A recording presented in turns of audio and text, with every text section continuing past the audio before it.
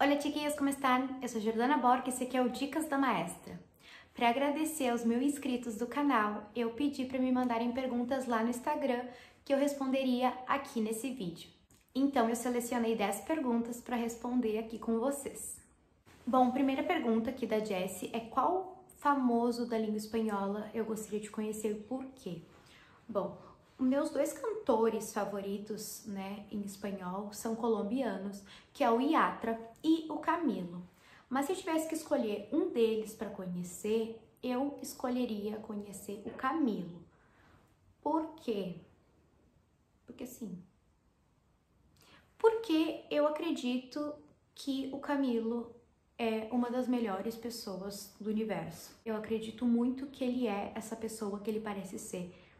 Eu nunca vi ele se meter em nenhuma polêmica. Ele parece muito ético. E uma das coisas que mais me encantam, assim, no Camilo é o amor que ele demonstra pela mulher dele, pela Evaluna.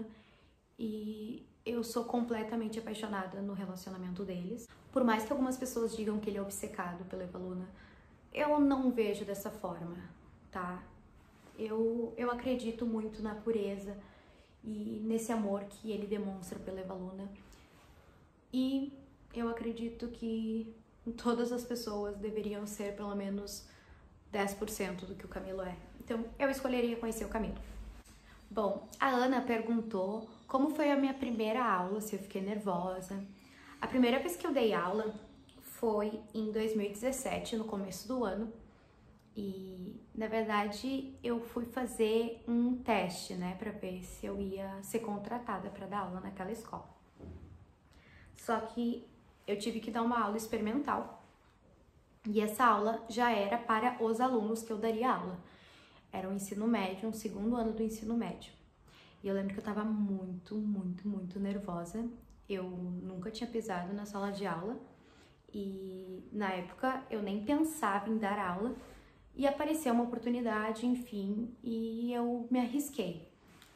E eu planejei uma aula, ok, dei a aula, mas eu tava tremendo muito. Quem me conhece sabe que eu tremo por natureza, e aquele dia eu tava tão nervosa. Bom, eu fui contratada, e aí na outra semana, quando eu iniciei com as aulas, né, iniciei dando aula pra essa turma, a turma disse assim: Bássora, a gente ficou com muita pena de ti, né? Porque tu tem Parkinson? E eu fiquei, não, gente, eu não tenho Parkinson. Então, eles ficaram com pena porque acharam que eu tinha Parkinson, porque eu não parava de tremer. E esse foi o meu primeiro dia de aula. Os alunos ficaram com pena de mim porque pensavam que eu tinha Parkinson. E é isso. Bom, o Lucas perguntou se eu já fiquei nervosa dando alguma aula, se eu já misturei alguma coisa numa explicação, e a resposta é sim. O que acontece? Eu estou acostumada a dar aulas de espanhol, e quando eu estava fazendo faculdade, eu sou formada em português, literatura e espanhol, e quando eu estava fazendo faculdade, precisei dar aula num estágio, e era de português, era um 6º ano. E eu misturei tudo. Eu tentava dar aula de português e quando eu via, eu estava misturando as palavras. E era uma atividade que era sobre artesanatos.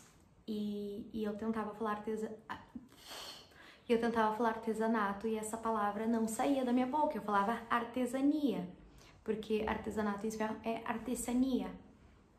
Pois bem, eu passei a aula toda falando artesania, sem perceber, sem me dar conta. E no final da aula, um dos alunos veio assim, tá, Sora, mas eu fiquei com uma dúvida, o que é artesania? E aí na hora que ele me perguntou, foi tipo, meu Deus, eu passei a aula toda falando artesania, ninguém me corrigiu e eles estavam com umas carinhas assim de não estou entendendo nada que essa mulher está falando. Então, na verdade, eu cometi várias, né, dando aula de português.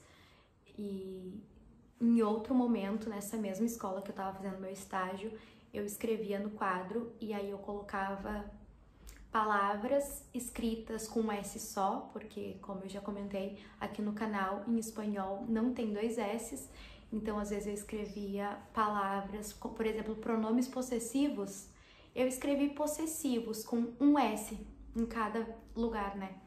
possessivos e várias outras situações em que eu misturei o português com o espanhol. Então, sim, eu já passei por várias confusões assim na hora de explicar um conteúdo por estar acostumada a dar aulas de espanhol. Então, eu não gosto muito de dar aula de português. O Pedro também tem um canal de espanhol, que é Um Pouco de Espanhol. O Pedro perguntou qual a melhor forma de aprender espanhol. Isso depende muito de cada pessoa, né? A gente tem pessoas que aprendem muito escutando, algumas aprendem muito escrevendo. Eu aprendi espanhol, grande parte foi vendo filmes, séries e muita música. Tu precisa ter consciência disso, de que forma que tu aprende. Eu, por exemplo, em alguma aula da faculdade, eu não sou aquela pessoa que fica olhando pro professor atentamente o tempo todo. Eu sou uma pessoa que fica de cabeça baixa, escutando e anotando. O que eu anoto, eu sei. O que eu anoto, eu aprendi. Se eu escrevi, ok, eu não me esqueço. Se eu não me escrevi, já era. Eu não consigo ficar parada assim, olhando e deu. Então, palestra pra mim é bem difícil. Se eu não tenho um papel e uma caneta pra anotar, não sou ninguém. Eu aprendo muito anotando. Eu preciso escrever tudo, tudo, tudo. O mais simples que for, eu preciso escrever. Inclusive, se eu tenho atividades pra fazer, eu preciso anotar tudo. E como eu sou uma pessoa ansiosa, eu faço listas de tarefas diárias e eu só me sinto tranquila, leve, depois que eu risco. Se eu não risquei, por exemplo, lavar louça. Se eu não risco aquele lavar louça, por mais que eu saiba que eu tenha lavado, eu não me sinto tranquila. É como se eu tivesse coisa para fazer. Então, eu trabalho com lista, faço listas e depois eu vou riscando. Depois que eu risquei, é tipo, ok, aprendi. Entrando nesse tema também de ansiedade e de ter tarefas acumuladas, tem a questão do WhatsApp.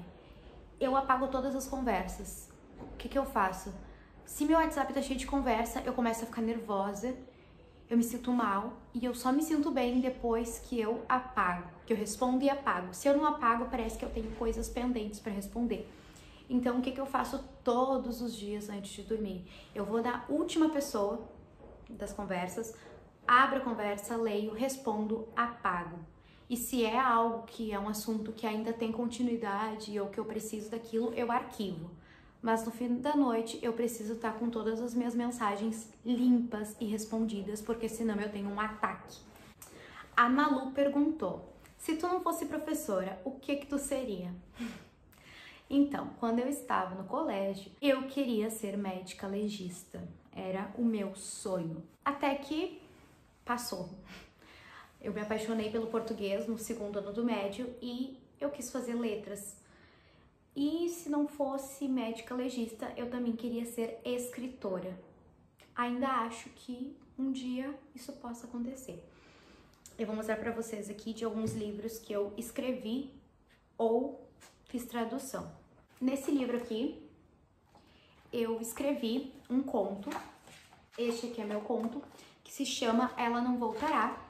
Esse livro, então, tem uma versão do meu conto em português, uma versão em espanhol e uma versão em inglês. E também tem uma arte aqui sobre a personagem. Me orgulho muito desse conto. E os outros livros que eu tenho aqui são todos livros que eu fiz tradução de contos. Ok? Então, nesses livros aqui eu não escrevi, mas eu fiz tradução para o espanhol de alguns contos daqui. Neste livro eu escrevi.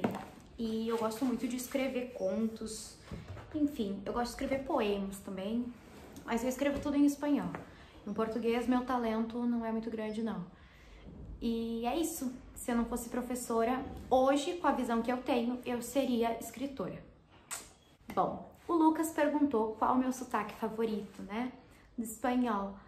Gente, como muitos sabem, eu estudei no Chile, então eu tenho muito amor pelo Chile e também pelo sotaque, né, pelo espanhol do Chile. Mas tem um outro país que eu amo o espanhol, que é a Colômbia.